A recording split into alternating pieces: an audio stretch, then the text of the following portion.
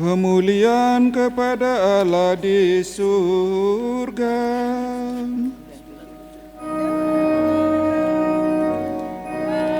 Damai di bumi kepada orang yang berkenan kepadanya.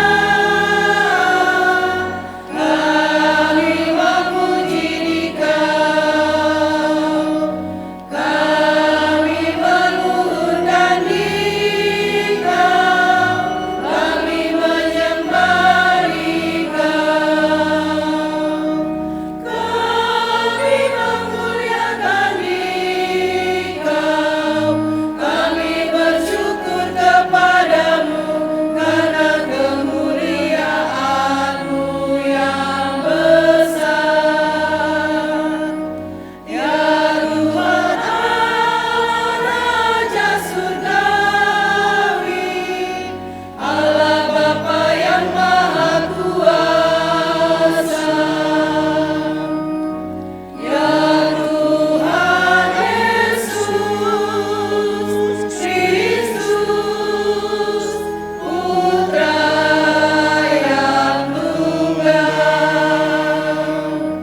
Ya Tuhan Allah, Anak Domba Allah, Putra Bapa. Engkau yang menghapus dosa dunia, kasihanilah kami. Engkau yang menghapus dosa dunia, kabulkanlah doa kami. Engkau yang duduk di sisi Bapa, kasihanilah kami. Hanya Engkaulah kudus, hanya Engkaulah Tuhan, hanya Engkaulah Maha Tinggi, ya Yesus Kristus. Bersama dengan Roh Kudus dalam kemuliaan Amin.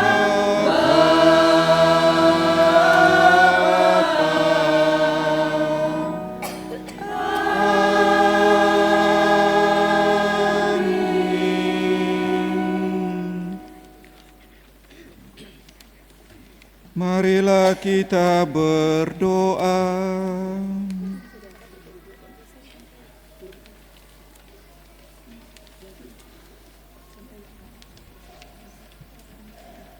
Allah Bapa yang penuh kasih, Engkau telah mengutus putra-Mu untuk menyapa dan mengajari kami.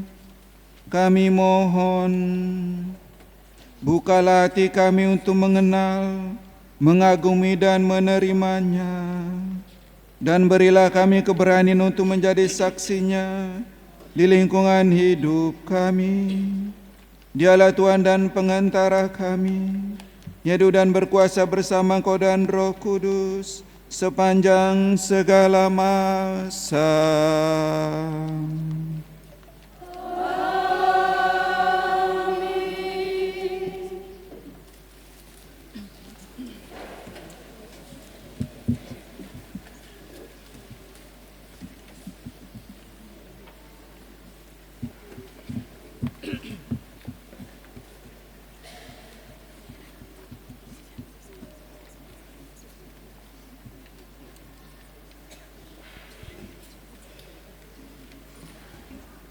Bacaan dari Nubuat Yehezkiel. Sekali peristiwa, kembalilah rohku ke dalam tubuhku dan aku ditegakkannya. Maka aku mendengar Allah yang berbicara dengan aku. Beginilah firman-Nya. Hai anak manusia, aku mengutus engkau kepada orang Israel, kepada bangsa yang memberontak melawan aku. Mereka dan nenek moyang mereka telah mendurhaka terhadap aku sampai hari ini juga. Mereka keras kepala dan tegar hati. Kepada keturunan inilah aku mengutus engkau. Kepada mereka harus kau katakan, beginilah firman Tuhan Allah, dan entah mereka mendengar atau tidak, sebab mereka adalah kaum pemberontak. Mereka akan mengetahui bahwa seorang nabi ada di tengah-tengah mereka. Demikianlah sabda Tuhan.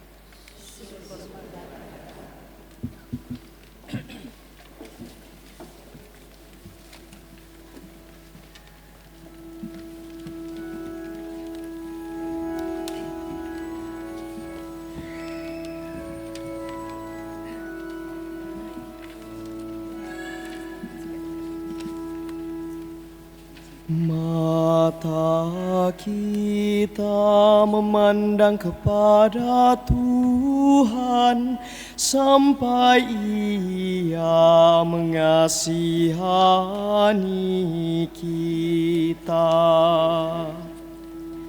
Mata kita memandang kepada Tuhan sampai Ia mengasihani kita. Kepadamu aku melayangkan mataku, ya Engkau bersemayam di surga. Lihat seperti mata para hamba laki-laki memandang kepada tangan tuannya. Mata kita memandang kepada Tuhan sampai Ia mengasihani kita. Seperti mata hamba perempuan memandang kepada tangan nyonyanya, demikianlah mata kita memandang kepada Tuhan Allah kita, sampai Ia mengasihani kita. Mata kita memandang kepada Tuhan sampai Ia mengasihani kita. Kasihanilah kami ya Tuhan, kasihanilah kami, sebab kami sudah cukup kenyang dengan penghinaan. Sudah cukup kenyang jiwa kami dengan olok-olok orang yang merasa aman, dengan penghinaan orang-orang yang sombong. Mata kita memandang kepada Tuhan sampai Ia mengasihani kita.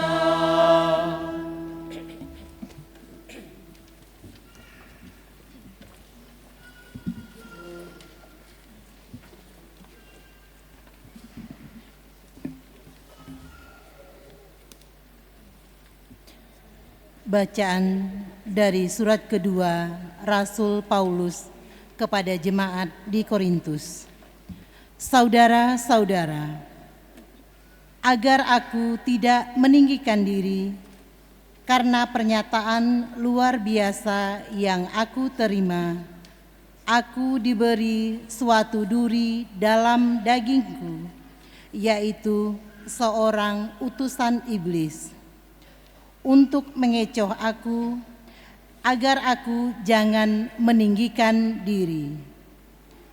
Tentang hal itu, aku sudah 3 kali berseru kepada Tuhan, supaya utusan iblis itu mundur daripadaku.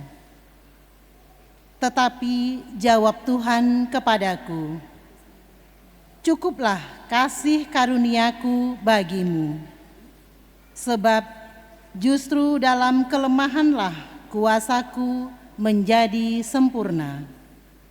Sebab itu, aku lebih suka bermegah atas kelemahanku, agar kuasa Kristus turun menaungi aku. Karena itu, aku senang dan rela di dalam kelemahan, di dalam siksaan, kesukaran, penganiayaan, dan kesesakan oleh karena Kristus. Sebab jika aku lemah, maka aku kuat." Demikianlah sabda Tuhan. Syukur kepada Allah.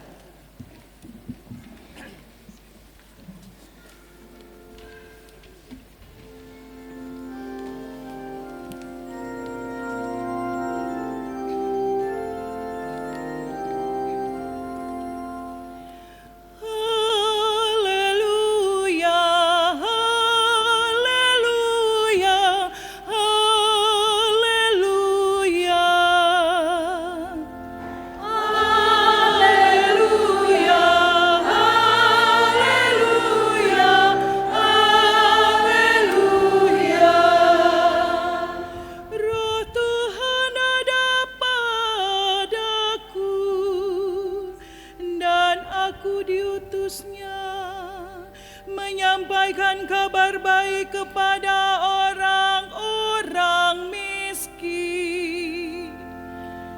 Haleluya, haleluya, haleluya.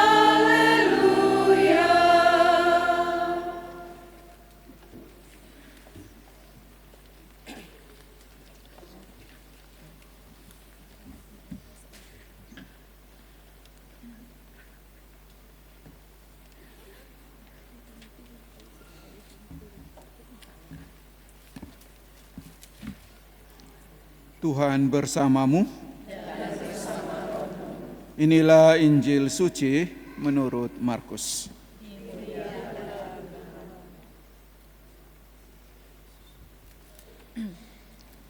Sekali peristiwa, Yesus tiba kembali di tempat asalnya dan murid-muridnya mengikuti dia.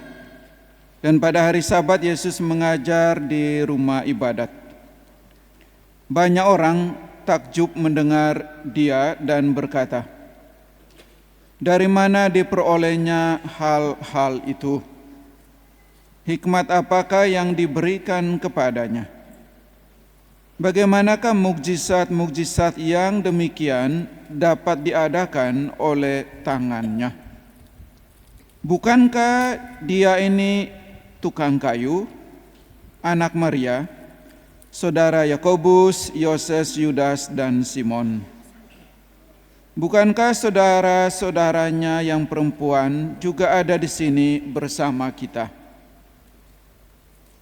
Lalu mereka kecewa dan menolak dia. Yesus kemudian berkata kepada mereka, "Seorang nabi dihormati di mana-mana, kecuali di tempat asalnya sendiri, di antara kaum keluarganya dan di rumahnya." Yesus tidak dapat mengadakan satu mukjizat pun di sana, kecuali menyembuhkan beberapa orang sakit dengan meletakkan tangannya di atas mereka. Yesus merasa heran karena mereka tidak percaya. Lalu Yesus berjalan berkeliling dari desa ke desa sambil mengajar. Demikianlah sabda Tuhan. Terpujilah Kristus.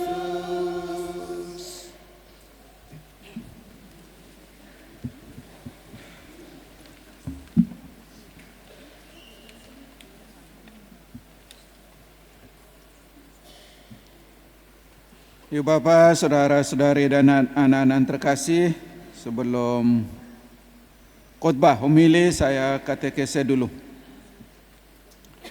Tadi dalam Injil kalian mendengar ada nama-nama yang diklaim dan ditulis sebagai saudara Yesus. Yakobus, Yoses, Yudas, dan Simon. Kalau yang namanya Yakobus ini berkali-kali tulis dalam Injil dan dia adalah uskup pertama Yerusalem. Dan dia juga adalah rasul. Dan dalam kitab suci pun ditulis bapaknya bernama Alfeus. Jadi ketika banyak orang berkata, oh ternyata Maria juga melahirkan anak-anak yang lain, disebut namanya, kebetulan ditulis laki-laki semua. Tapi disebutkan juga bahwa ada saudari-saudarinya. Tapi salah satu nama disebut itu adalah Yakobus. Dan Injil pun mencatat Yakobus ini bapaknya bernama Alfeus. Injil sendiri sudah membantah, berarti nama-nama ini bukanlah anak kandung Bunda Maria. Jadi ketika Injil menyebut mereka adalah saudara dan saudari Yesus, maksudnya bukanlah anak kandung Bunda Maria. Dan kita tidak praktis, tidak bisa menemukan apa-apa lagi dalam Injil untuk membuktikan ini selain bahwa Yakobus ini adalah anak Alfeus. Lalu orang bertanya, lalu bagaimana dengan Yoses, Yudas, Simon, dan para perempuan yang lain itu?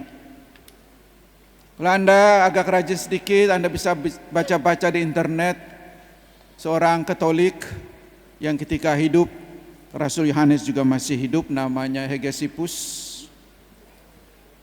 Dia memiliki catatan-catatan yang juga sayangnya buku aslinya sudah tidak ada, tapi catatan dia dikutip oleh Eusebius, orang Kudus itu. Ketika dia menulis sejarah gereja pada tahun 300-an, dia mengutip banyak dari Hegesippus ini. Di antaranya Eusebius mengatakan, Hegesippus mencatat bahwa Yudas dan Simon itu anak dari Kleofas. Dan Kleofas itu adik dari Santo Yosef. Dan di Injil pun sering disebut bahwa Yakobus dan Yoses ini adalah anak dari saudari Bunda Maria. Dan istilah saudari Bunda Maria ini, karena kata saudari-saudara dalam Israel itu tidak selalu kandung, bisa sepupu. Bisa jadi karena mereka adalah anak dari Kleofas dan kata lain ponakan dari Bunda Maria, maka disebut juga. Nah, di catatan lain juga Hegesippus dikutip oleh Eusebius ialah karena anaknya Alfeus ada kemungkinan besar bahwa setelah selesai dengan maksudnya Yakobus dan Yoses ini, setelah bapak mereka meninggal, ada kemungkinan besar ibu mereka menikah dengan Kleofas itu, yang juga sudah punya anak bernama Yudas dan Simon. Ini kurang lebih kita mau menjawab berbagai pertanyaan, apa benar Bunda Maria tidak pernah melahirkan selain Yesus, sementara di Injil disebut ada saudara dan saudarinya. Ada penjelasan yang punya bukti historisnya kuat sekali. Itu katekese. Mungkin juga di bahan katekese yang 5 menit sebelum misa juga ada, saya sendiri yang nyusun pun bisa lupa bahwa bahan itu ada atau tidak. Mari sekarang kita masuk ke khotbah. Kisah yang sudah kita mungkin hafal ini. Tapi mari kita membuka hati kita atas peristiwa yang selalu dapat memperkaya hidup kita ini. Seperti saya katakan dalam kelima pembuka tadi, pengantar, hidup kita ini sering hidup di dua kutub yang berseberangan. Kita justru membenci orang-orang yang kita cintai. Ini saya tidak heran kalau kita membenci penjahat, kita membenci para kriminal. Tapi yang aneh adalah bagaimana kita bisa membenci orang yang kita cintai. Suami membenci istri, istri membenci suami, anak membenci orang tua, sama-sama warga lingkungan saling benci. Benci orang-orang yang kita cintai. Ini terjadi dengan orang Nazaret ini. Mereka justru membenci orang yang mereka cintai, orang yang mereka kagumi, orang mereka sendiri, keluarga mereka sendiri, kampung halaman mereka sendiri. Dan biasanya kebencian terhadap orang-orang kita cintai atau disakiti oleh orang-orang kita cintai itu jauh lebih sakit dan jauh lebih lama sakitnya. Kalau saya dihina-hina oleh orang saya tidak kenal, saya tidak peduli. Tapi dihina oleh orang yang sudah saya korban mati-matian, saya perjuangkan mati-matian nasibnya, sakit itu memang luar biasa sakitnya itu. Nah kita bisa bayangkan sakitnya Yesus itu seperti apa tuh, bayangkan dengan cara itu. Udah mati-matian saya ini menyembuhkan, makanya sejak itu Yesus sudah jarang menyembuhkan mereka lagi. Masih juga ditolak. Mujizat-mujizat pun tidak mempan lagi untuk orang-orang yang terlanjur membenci. Paling tidak dua alasan mengapa mereka membenci dalam konteks Yesus ini. Pertama, kecewa. Karena Yesus membuat mujizat lebih banyak untuk orang lain ketimbang untuk kami. Dia kan keluarga, kita kan sekampung. Masa enggak buat apa-apa untuk kampung sendiri? Kita kan sama-sama WKRI, masa enggak saling tolong? Orang lain ditolongnya. Bunda Maria saja kelaparan, Yesus enggak buat batu jadi roti. Orang lain kelaparan, dia buat itu. Memperbanyak roti. Tapi Bunda Maria tidak jatuh ke dalam kebencian yang macam ini. Nah ini yang terjadi dengan Yesus. Bahwa dia sudah mencintai dengan sungguh, berkorban dengan sungguh mati-matian. Dan orang-orang mencinta yang dia cinta itulah yang justru membenci dan menyakitinya karena kecewa, memberi tidak lebih. Maunya mereka kan mereka harus terima lebih. Dan kedua tentu saja karena kata-kata Yesus yang keras, yang mengkritik dengan keras membuat mereka sakit hati. Ternyata mengkritik orang yang kita cintai itu tidak lebih mudah diterima daripada mengkritik orang lain. Dan ketika kita mengkritik itu melihatnya lebih kepada kita menyakiti. Kecenderungan orang-orang yang dekat itu melihat teguran kita pun sebagai makian, nasihat kita pun sebagai kebencian. Itu kecenderungan reaksi orang-orang yang kita cintai. Dan sayangnya luka yang disebabkan oleh cinta yang tidak dibalas semacam itu biasanya sakitnya lebih lama. Tapi jauh lebih menarik adalah reaksi Yesus. Walaupun cinta dibalas dengan penolakan, toh Yesus tetap mencintai mereka. Yesus bukanlah pedagang cinta. Nih, cinta saya beri kepada kamu, saya sebagai suami ini. Jadi kalau istri menyakiti, saya harus balas menyakiti. Itu bukan cinta, itu pedagang cinta.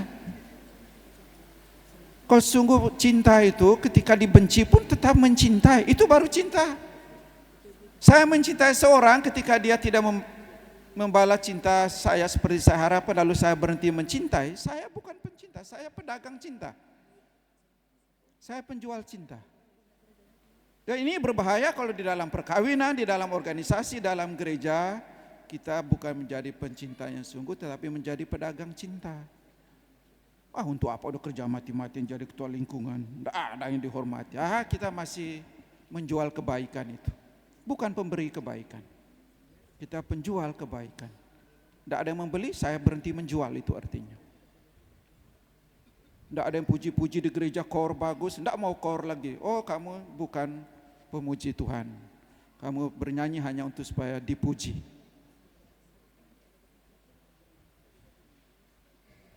Belajar dari Yesus, dibenci sekalipun dia tetap mencintai mereka. Dan ini harus kita sungguh pelajari. Walaupun setelah disakiti tetap mencintai. Dan ini sangat penting untuk hal-hal seperti hidup berkeluarga, hidup di dalam organisasi, hidup dalam kelompok-kelompok kategorial atau kelompok-kelompok apapun di mana relasinya lebih dekat, lebih intim, dan saling dukung satu sama lain itu jauh lebih kuat. Ini pelajaran penting dari kisah Yesus ditolak oleh orang-orang sendiri, tetapi tidak dibalas dengan kebencian, melainkan tetap mencintai. Seperti kata Bunda Teresa dari Kolkata, dulu Kalkuta, sekarang Kolkata. Jadi walaupun tidak dibalas, mari kita tetap mencintai orang-orang itu, karena kalau tidak kita sebenarnya bukanlah sungguh mencintai, kita hanya penjual cinta. Dan sayangnya kita tidak sadar, kita belum sungguh menjadi orang yang mencintai. Mayoritas kita masih hidup dalam level penjual cinta. Tidak ada yang membalas, berhenti mencinta. Apalagi ada yang menyakiti, lebih berhenti lagi. Itu menjadi bukti nyata kita sebenarnya hanyalah penjual cinta yang berhenti mencinta ketika disakiti, berhenti mencintai atau berhenti terlibat, berhenti aktif ketika disakiti atau ditolak. Ini pelajaran penting dari kisah Yesus. Jadi kita sebenarnya tidak jauh beda juga dengan orang-orang Nazaret ini, dan kita juga sebenarnya orang Nazaret zaman modern, tidak hanya kepada Yesus, juga kepada hal-hal lain yang kita cintai, kita aktif, kita terlibat, dan sebagainya.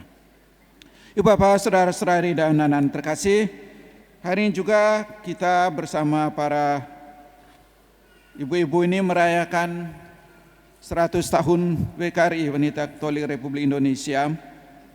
100 tahun, pesta sentenial itu pesta yang tidak hanya disyukuri, tapi sungguh harus menjadi momen refleksi yang mendalam atas segala hal yang telah dilakukan, bagaimana ke depannya.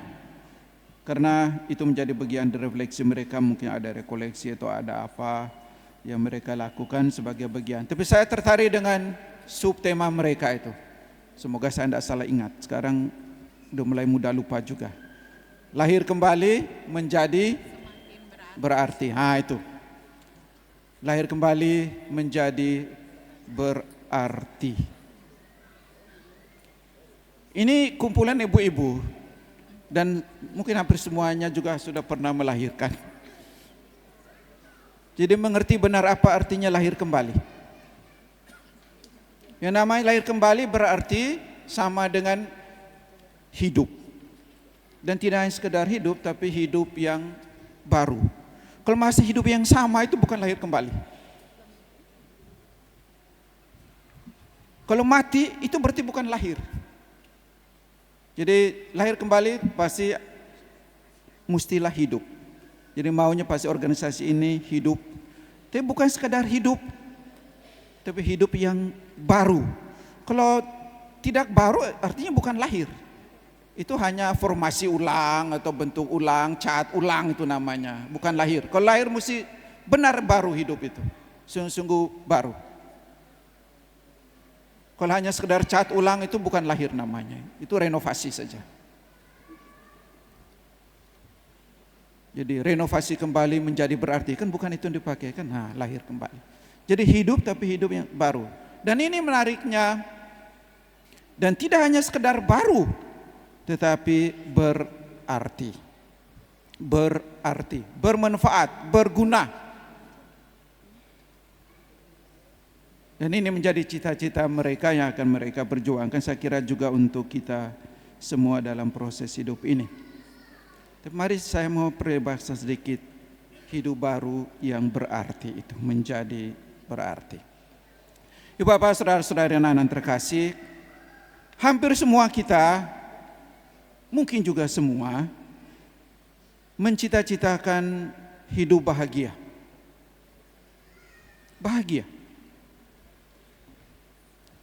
Tapi banyak orang Katolik tidak tahu bahwa dalam ajaran gereja tidak pernah masuk kata itu sebenarnya. Kata bahagia itu. Tidak pernah. Seorang penyair terkenal pernah bilang begini, tujuan hidup sejati itu bukanlah bahagia. Bukan. Namanya Leo Roston namanya. Tapi kalian dosa cari karena pasti tidak pernah baca karya dia. Tujuan hidup itu yang lebih mulia itu bukan menjadi bahagia. Ada banyak hal lain lebih mulia dari sekadar menjadi bahagia. Di antaranya itu menjadi berguna, menjadi bermanfaat. Itu lebih mulia dari sekadar menjadi bahagia. Menjadi orang baik itu lebih mulia daripada sekadar menjadi bahagia. Maka banyak orang dalam perkawinan atau dalam organisasi ketika rasa bahagia, aku keluar dari organisasi, kita cerai. Keliru. Karena cita-cita dia adalah mengejar kebahagiaan, bukan mengejar kebaikan, bukan mengejar kebergunaan, bukan. Makanya ketika tidak bahagia, berhenti. Kalau dia mengejar kebaikan, tidak bahagia pun dia tetap di sana, tidak lari, tidak pergi. Dan seringkali kita justru harus mengorbankan kebahagiaan kita untuk sesuatu yang lebih baik, sesuatu yang lebih berguna. Berapa sering kali sebagai orang tua mengorbankan, ini aku ada uang ini 3 juta nih, yuk kita beli TV baru yuk. Tiba-tiba WA anak dari Jogja, Mak, aku perlu uang untuk bayar kos. Batal beli TV. Anda mengorbankan kebahagiaanmu demi kebaikan. Siapa? Anakmu.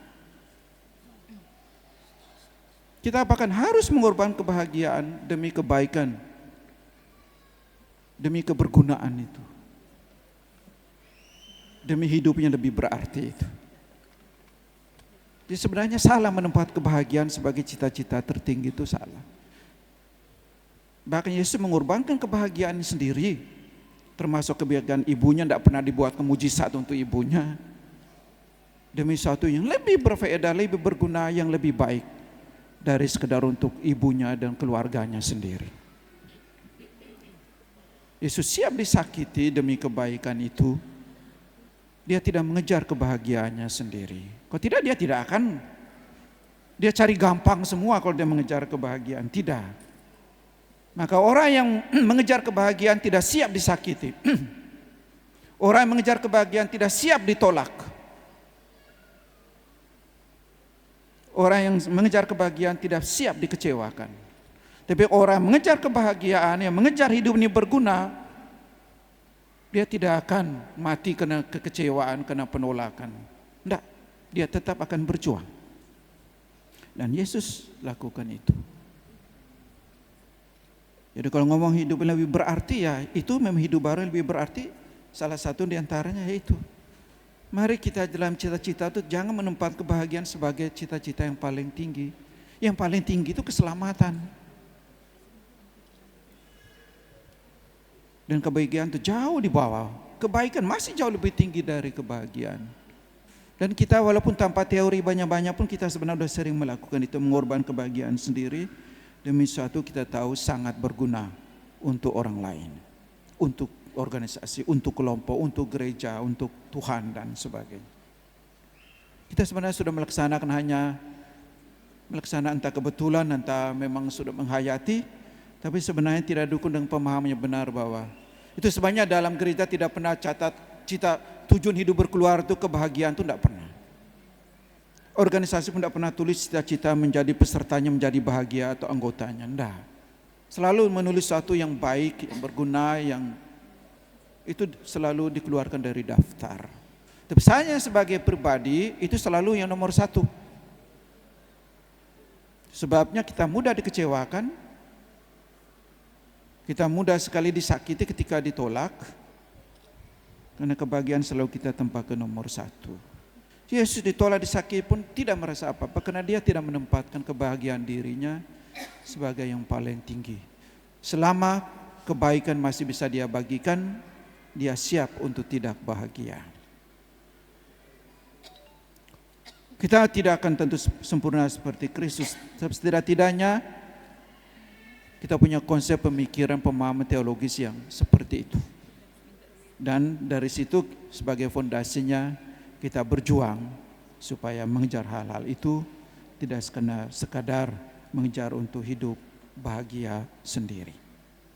Ini yang kita ajar, dapat kita renungkan sekurang-kurangnya versi saya dari tema, subtema sebenarnya, ada tema utama di sebelah atas saya, lebih susah lagi hafal itu, lahir kembali menjadi berarti. Kita doakan supaya organisasi ini semakin berkembang, sungguh lahir kembali dalam arti hidup yang baru, dan salah satu yang sungguh baru itu membuat semakin berarti, semakin berguna bagi orang lain, lebih-lebih bagi kaum perempuan atau kaum ibu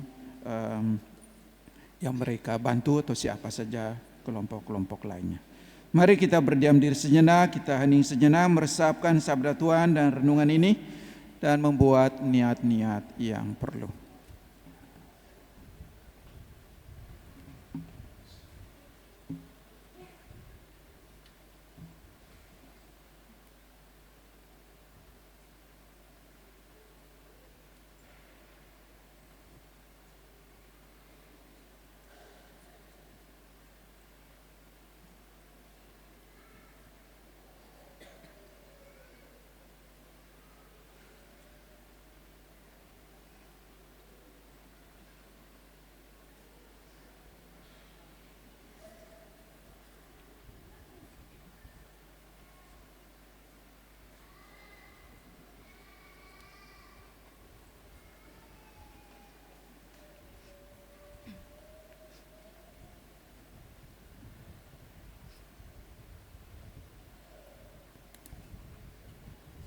Mari kita berdiri, kita kembali menyatakan iman kepercayaan kita, bersama-sama mengucapkan syahadat para rasul. Aku percaya Bapa yang Maha Kuasa, pencipta langit dan bumi, dan akan Yesus Kristus, putranya yang tunggal Tuhan kita, yang dikandung dari Roh Kudus, Maria, serta sengsara dalam yang turun tempat penantian, dari ketiga bangkit dari antara orang mati, dan ke surga di sebelah kanan Allah Bapa yang Maha Kuasa, datang mengadili orang hidup dan mati.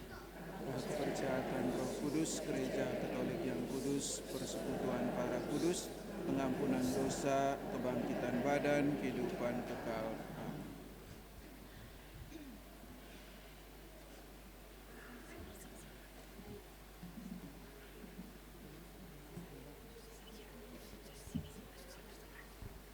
Tuhan Yesus mengajarkan kita untuk tetap setia dan teguh mewartakan karya keselamatan Allah meski mengalami berbagai macam tantangan dan kesulitan.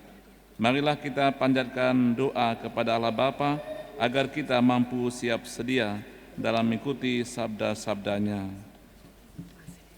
Bagi Sri Paus, para uskup dan para imam, ya Bapa, semoga sabda kenabian para pemimpin gereja didengarkan dan diperhatikan oleh semua orang yang berkehendak baik. Marilah kita mohon. Kabulkanlah doa kami ya Tuhan. Bagi para orang tua dan para pendidik, ya Bapa, dampingilah para orang tua dan para pendidik dalam melaksanakan tugas mereka, agar dapat membimbing kaum muda menuju kedewasaan yang penuh sesuai dengan kehendak-Mu. Marilah kita mohon. Kabulkanlah doa kami ya Tuhan. Bagi para penganggur, ya Bapa, berilah pekerjaan yang layak kepada para penganggur, dan juga berilah mereka semangat bekerja penuh kesetiaan serta ketekunan. Marilah kita mohon. Kabulkanlah doa kami ya Tuhan. Bagi kita bersama, ya Bapa, semoga kami tetap setia dalam mewartakan karya keselamatan-Mu Meski mengalami berbagai tantangan dan kesulitan dalam hidup kami, marilah kita mohon. Kabulkan doa kami ya Tuhan. Bagi Organisasi Wanita Katolik Republik Indonesia, ya Bapa, kami bersyukur atas rahmat-Mu yang senantiasa mendampingi perjalanan organisasi kami sampai usia 100 tahun. Kami mohon semoga organisasi kami semakin bertumbuh dalam persaudaraan, dewasa dalam pelayanan, dan tetap berjalan sesuai dengan visi misi organisasi, berkarya nyata mewujudkan kesejahteraan bersama bagi seluruh masyarakat. Marilah kita mohon. Kabulkan doa kami ya Tuhan.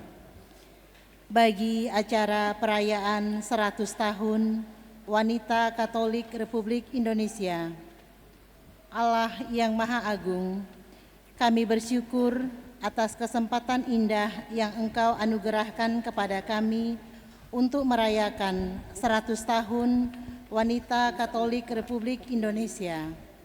Kami mohon semoga berbagai program dan kegiatan sebagai ungkapan rasa syukur kami boleh berjalan dengan lancar, membawa sukacita bagi seluruh anggota, dan berdampak baik untuk perjalanan organisasi di waktu yang akan datang. Marilah kita mohon. Kabulkanlah doa kami ya Tuhan. Bagi Organisasi Wanita Katolik Republik Indonesia, Cabang Katedral Kristus Raja Sintang, iya Bapa, berkatilah organisasi kami, Wanita Katolik Republik Indonesia, Cabang Katedral Kristus Raja Sintang. Kami mohon, tuntunlah agar kami mampu menghidupi semangat, asih, asah, asuh, solidaritas, dan subsidiaritas dalam menjaga dan memajukan organisasi di tengah zaman yang terus berkembang dengan tantangan dan persoalannya. Marilah kita mohon. Kabulkanlah doa kami ya Tuhan. Ya Bapa, pada kesempatan ini kami juga mohon keselamatan jiwa bagi Ibu Agatha Lenan yang telah dipanggil Engkau 100 hari yang lalu. Kiranya berkat belas kasih kerahiman-Mu, Ibu ini bisa mengalami kebahagiaan kekal bersama para kudus-Mu di surga. Marilah kita mohon. Kabulkanlah doa kami ya Tuhan. Bapa yang Maha Baik, dengarkanlah doa-doa kami dan bantulah kami dalam kelemahan kami. Berkenanlah kami lebih menghayati keutamaan Yesus Kristus Putra-Mu, sebab Dialah Tuhan dan pengantara kami. Amin. Amin.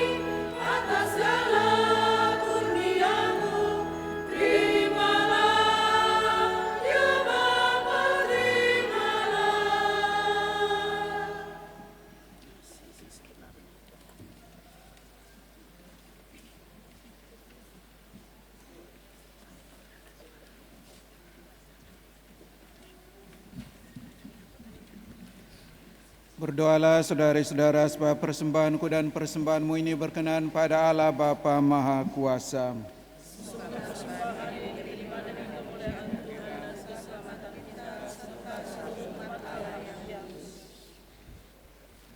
Allah berkenanlah menerima persembahan yang kami unjukkan kepadamu sebagai ungkapan kesediaan kami untuk menerima dan mengimani Yesus Putramu. Semoga dengan demikian kami pun mengalami karya penyelamatannya. Dialah Tuhan dan pengantara kami sepanjang masa. Tuhan bersamamu.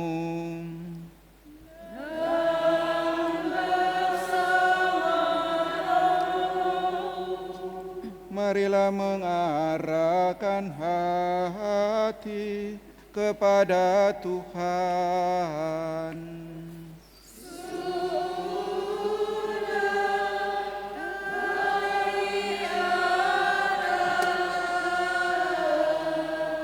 Marilah bersyukur kepada Tuhan Allah kita.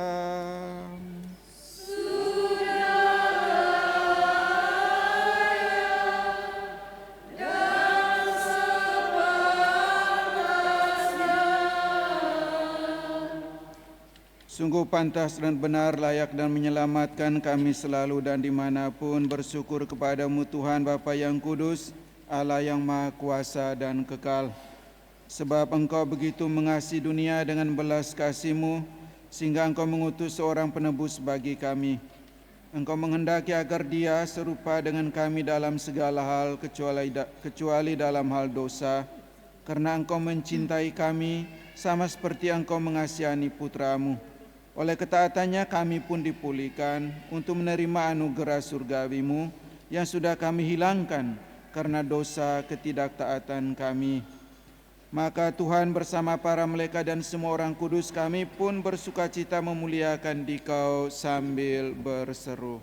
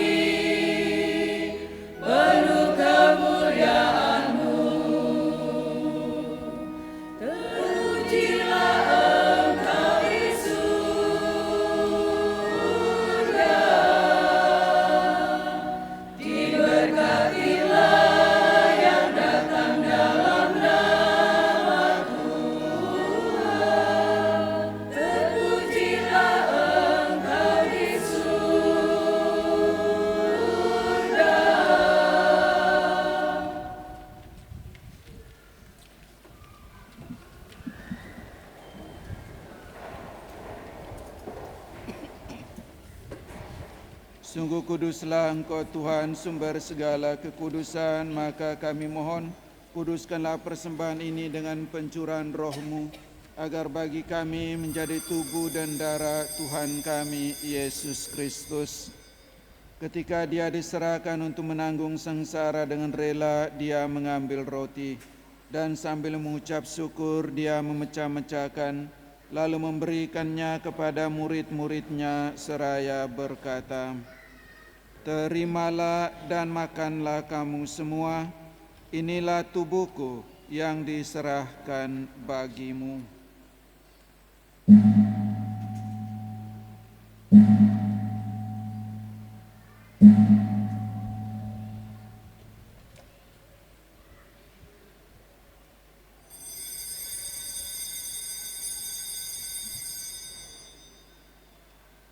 Demikian pula sesudah perjamuan Dia mengambil piala, sekali lagi Dia mengucap syukur kepadamu, memberikannya kepada murid-murid-Nya seraya berkata, "Terimalah dan minumlah kamu semua, inilah piala darahku, darah perjanjian baru dan kekal. yang ditumpahkan bagimu dan bagi semua orang demi pengampunan dosa. Lakukanlah ini sebagai kenangan akan daku.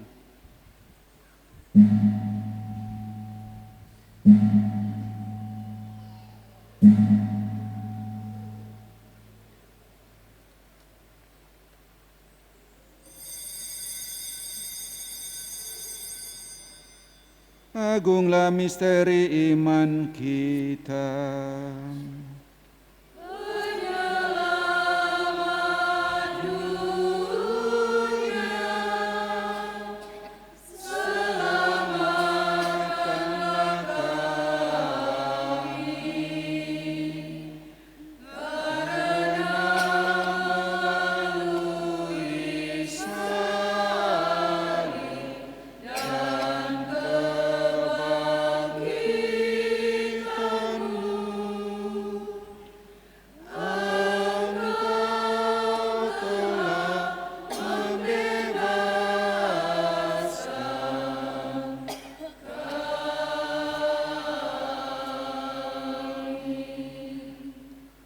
Sambil mengenangkan wafat dan kebangkitan Kristus, kami persembahkan kepadamu Bapa roti kehidupan dan piala keselamatan. Kami bersyukur sebab kami Engkau anggap layak menghadap Engkau dan berbakti kepadamu. Dan kami mohon semoga kami menerima tubuh dan darah Kristus dihimpun menjadi satu umat oleh Roh Kudus. Ingatlah Tuhan akan gerejamu yang tersebar di seluruh bumi, agar Engkau menyempurnakannya dalam cinta kasih, dalam persatuan dengan Paus kami Fransiskus dan Uskup kami Samudin Sidin serta semua rohaniwan. Ingatlah juga akan saudari kami yang telah meninggal dengan harapan akan bangkit, dan akan semua orang yang telah berpulang dalam kerahiman-Mu, dan terimalah mereka dalam cahaya wajah-Mu. Kami mohon kasihanilah kami semua agar kami Engkau terima dalam kebahagiaan abadi bersama Santa Perawan Maria Bunda Allah, Santo Yosef mempelainya, para rasul dan semua orang kudus panjang masa yang hidupnya berkenan padamu. Semoga kami pun Engkau perkenankan turut serta memuji dan memuliakan Dikau dengan pengentaran Yesus Kristus Putra-Mu. Dengan pengentaran Dia, bersama Dia dan dalam Dia, bagi-Mu Allah Bapa yang Maha Kuasa dalam persekutuan dengan Roh Kudus, segala hormat dan kemuliaan sepanjang segala masa. Amin. Atas petunjuk penyelamat kita dan menurut ajaran ilahi, beranilah kita berdoa. Bapa kami yang ada di surga, dimuliakanlah namamu, datanglah kerajaanmu, jadilah kehendakmu di atas bumi seperti di dalam surga. Berilah kami rezeki pada hari ini, dan ampunilah kesalahan kami, seperti kami pun mengampuni yang bersalah kepada kami. Dan janganlah masukkan kami ke dalam pencobaan, tetapi bebaskanlah kami dari yang jahat. Tuhan, kami mohon bebaskanlah kami dari segala yang jahat. Sudilah memberi damai sepanjang hidup kami, supaya kami yang telah dikuatkan oleh kelimpahan belas kasih-Mu selalu bebas dari dosa dan dijauhkan dari segala gangguan, sambil menantikan harapan yang membahagiakan dan kedatangan penyelamat kami, Yesus Kristus. Sebab Engkaulah Raja yang mulia dan berkuasa untuk selama-lamanya. Tuhan Yesus Kristus, Engkau telah bersabda kepada para rasul-Mu, damai-Ku kutinggalkan bagimu, damai-Ku kuberikan kepadamu. Janganlah memperhitungkan dosa kami, melainkan iman gereja-Mu. Dan berilah kami damai dan kesatuan sesuai dengan kehendak-Mu. Engkau hidup dan meraja sepanjang segala masa. Semoga damai Tuhan selalu bersamamu. Dan bersama.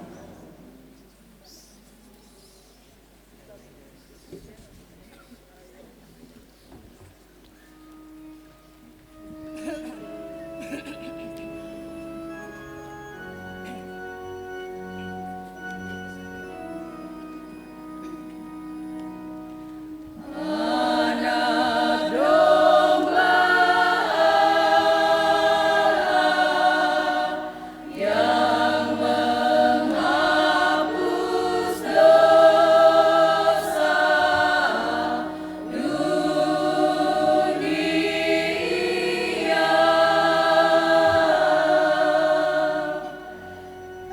Kasihanilah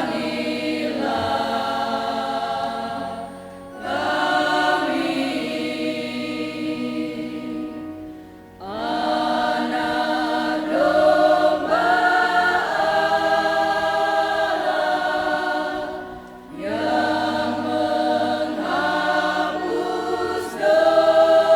menghapus dosa dunia.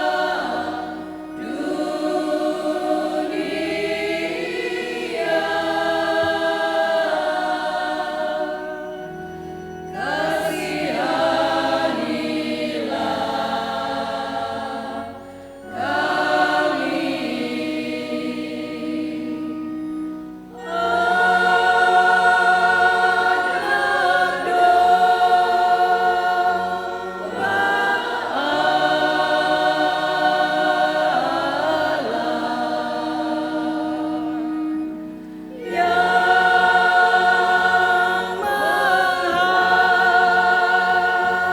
menghapus dosa dunia.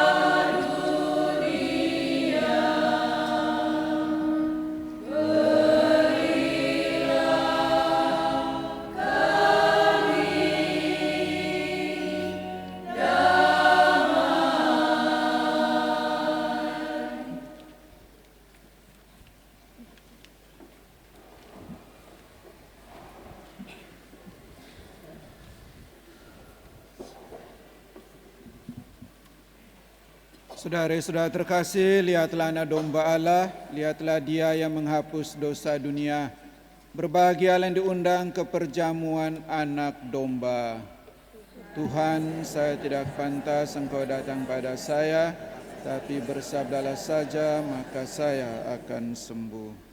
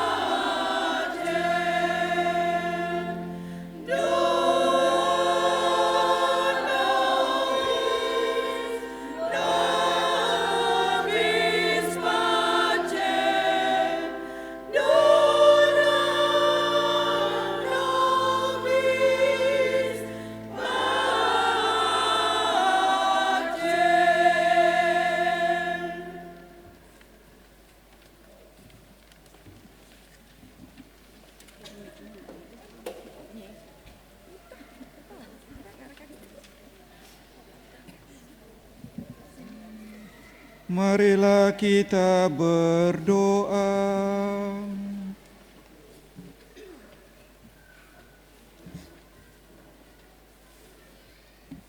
Allah, kami bersyukur karena Putra-Mu telah menjadi kekuatan kami umat-Mu yang lemah ini. Semoga dengan menerima kehadirannya, kami bertumbuh dan berkembang menjadi pribadi yang penuh cinta kasih dalam membangun dunia, sambil mengharapkan kedatangannya di dunia baru yang Kau janjikan. Dengan pengentaran Yesus Kristus Putra-Mu Tuhan kami, sepanjang segala masa.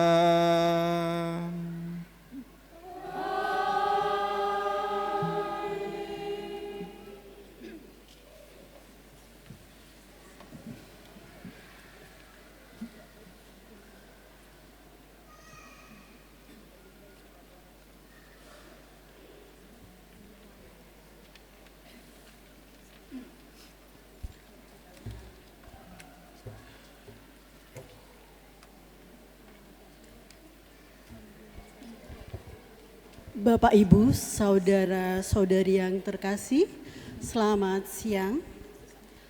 Mohon perhatian untuk beberapa pengumuman gereja pada hari Minggu tanggal 7 Juli 2024, hari Minggu biasa ke-14. Yang pertama, jadwal dan petugas liturgi minggu depan sebagai berikut. Misa Sabtu pukul 18, lingkungan Santa Bernadetta. Misa Minggu pukul 6, lingkungan Santo Yohanes Don Bosco. Minggu pukul 8.30, lingkungan Santo Ambrosius. Dan Misa Minggu pukul 17 OMK. 2. Total kolekte pertama pada hari Sabtu dan Minggu tanggal 29 dan 30 Juni 2024 berjumlah Rp7.917.000. Kolekte kedua sebesar Rp3.387.000. 3. Total uang parkir minggu lalu berjumlah Rp572.100. 4. Dibuka pendaftaran untuk penerimaan sakramen Krisma bagi umat beriman Katolik dengan persyaratan: A. Mengisi dan mengembalikan formulir pendaftaran yang dapat diambil di kantor paroki Katedral Kristus Raja Sintang pada jam kerja. B. Usia 15 tahun ke atas atau minimal kelas 9. C. Melampirkan surat baptis terbaru bagi peserta dari luar paroki Katedral Sintang. D.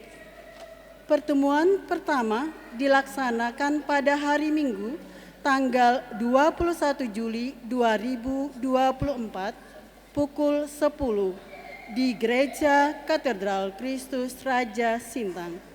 Semua peserta wajib hadir.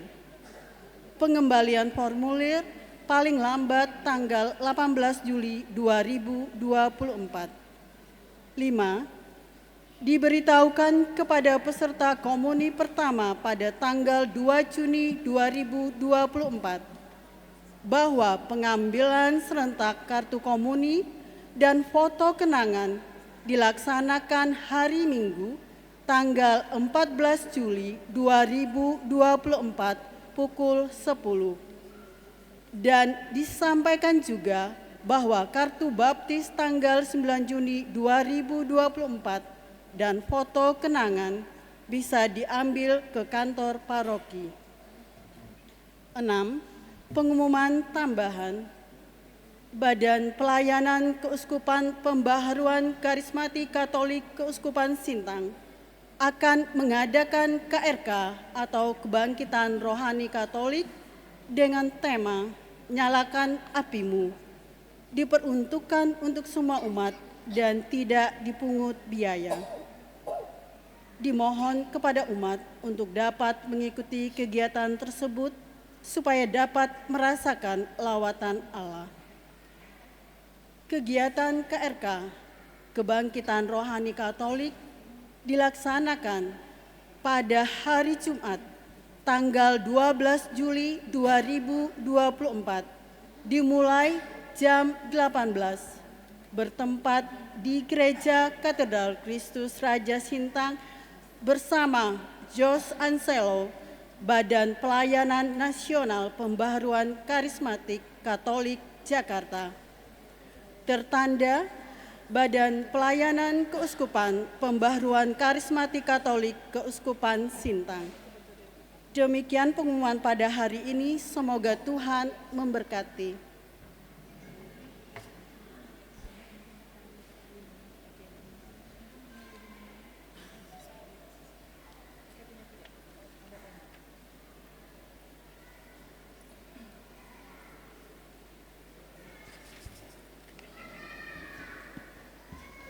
Saya ucapkan selamat untuk seluruh anggota BKRI cabang ini.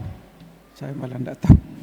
Cabang katedral dan juga seluruh Indonesia hari ini merayakan 100 tahun kehadirannya dan berdirinya, hidupnya, bergeraknya, perjuangannya selama 100 tahun. Sejauh saya ingat sih tanggalnya udah lewat berapa hari yang lalu ya. Jadi selamat untuk para ibu-ibu dan seluruh anggota BKRI cabang katedral. Pengumuman tambahan dari saya, Bapak Ibu, sampai hari ini masih dibuka pendaftaran bagi orang yang mau ikut misa bersama Paus di Gelora Bung Karno, Jakarta. Akan ditutup tanggal 18 Juli. Kuota Keuskupan Sintang 150 orang, sekarang baru 120 kalau tidak salah, atau 119. Jadi saya akan tutup tanggal 18 Juli, tanggal 19 akan saya finalisasi, cek semua data, dan tanggal 20 saya harus menyerahkannya ke KWI. Tidak ada orang bisa masuk stadion itu dari keuskupan ini tanpa masuk dalam daftar itu. Karena itu harus sertakan NIK, harus sertakan macam-macam nanti demi keamanan dan kepastian. Jadi itu masih sangat terbuka, dan saya tertahu mungkin kembali kirim ke guru paroki atau guru BKRI atau pemuda Katolik link pendaftaran itu. Yang lama sudah saya matikan, saya buat yang baru sesuai data dari atau format data dari KWI. Jadi itu masih sangat terbuka, sekurang-kurangnya masih bukan sekurang-kurangnya masih bisa tambah 20 orang lagi. Dari jatah kita 150 orang kuotanya. Ini pengumuman tambahan dari saya. Mari kita semua berdiri untuk mohon berkat Tuhan. Tuhan bersamamu. Semoga Allah Maha Kuasa memberkati saudara-saudari sekalian dan semua orang telah kita doakan. Bapa, Putra, dan Roh Kudus. Amin. Saudari-saudara, pergilah. Misa telah selesai.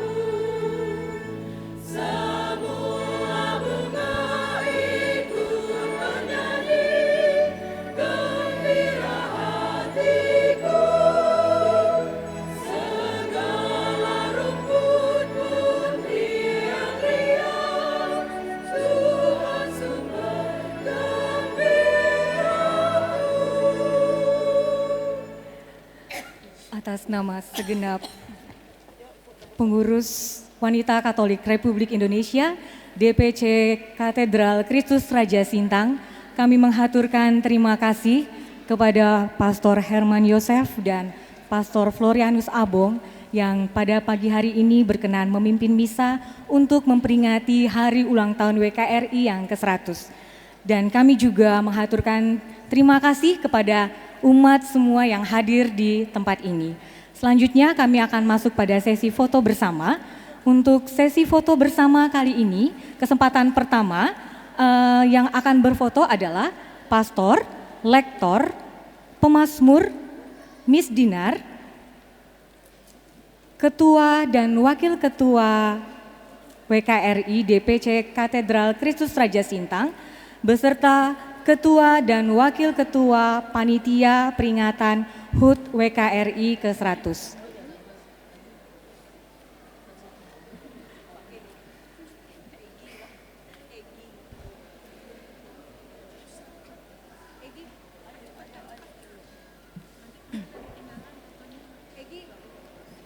Sebentar, ketua wakil ketuanya.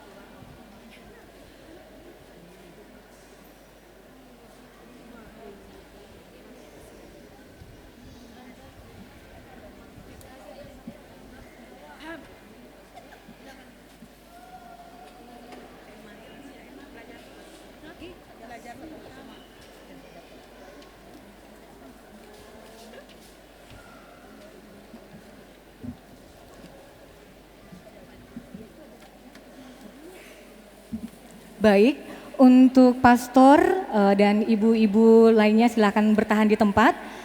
Miss Dinar, lektor dan pemazmur kami perkenankan untuk kembali ke tempat. Selanjutnya, seluruh pengurus DPC Katedral Kristus Raja Sintang. Silakan ibu-ibu pengurus DPC Katedral Kristus Raja Sintang. Setelah ini bersiap-siap semua ibu-ibu yang hadir di sini ya, dari ranting-ranting juga. Mohon maaf, perwakilan dari DPC MRSA ada hadir?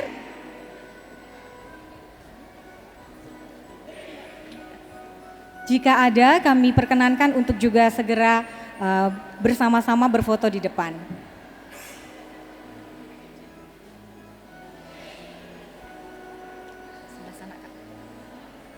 Sebelah sana.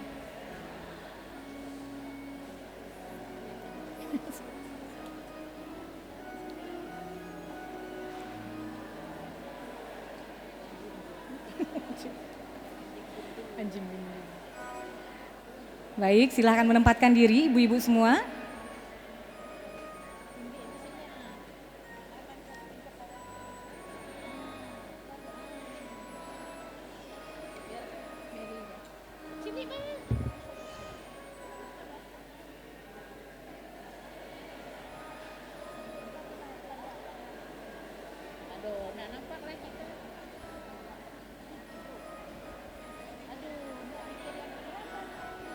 Belakang di atas deh, sampai.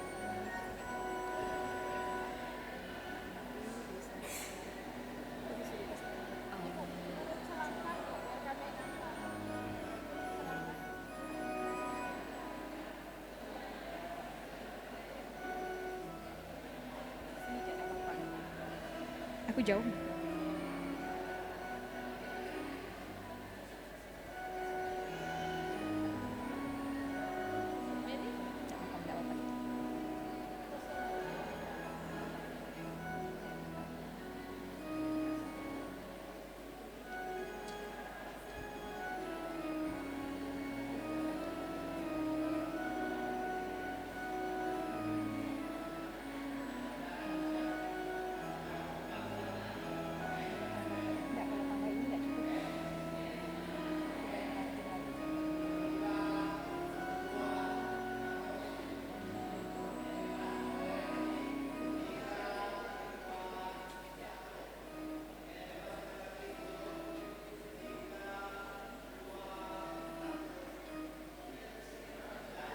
Baik, karena mengingat posisi tempatnya tidak cukup, Ibu Ketua Panitia, Ibu Ketua DPC silahkan tetap bertahan beserta pastor. Ibu-ibu dari ranting, ayo kita sekarang semua foto juga.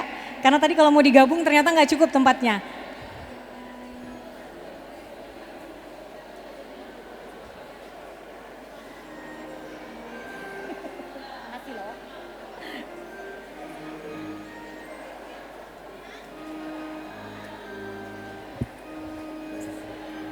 Setelah ini kita semua akan bersama-sama menuju Pendopo Bupati untuk mengikuti ramah tamah bersama dengan tamu undangan yang lainnya.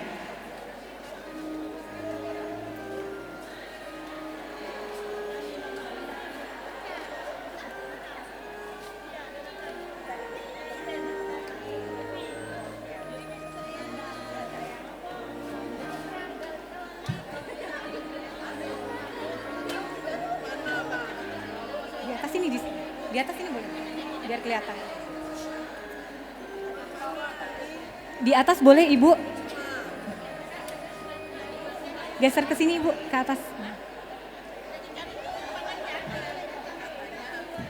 Naik ke atas. Di sini bisa Bu, naik. Udah sehat kan?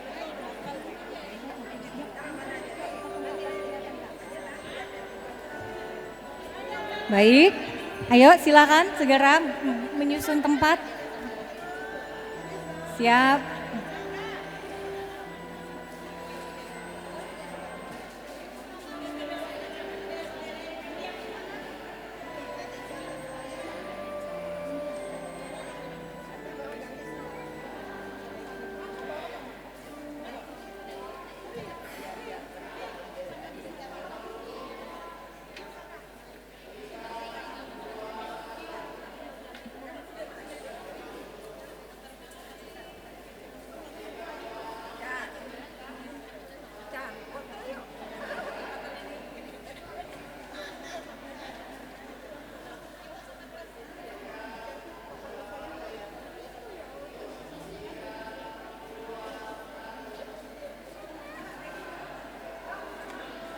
Baik, sekali lagi kami mengucapkan terima kasih kepada Pastor Florianus Abong dan Pastor Herman Yosef. Kami tunggu juga kedatangannya di Pendopo Bupati. Ibu-ibu sekalian, silakan kita semua bergerak, kita menuju ke Pendopo Bupati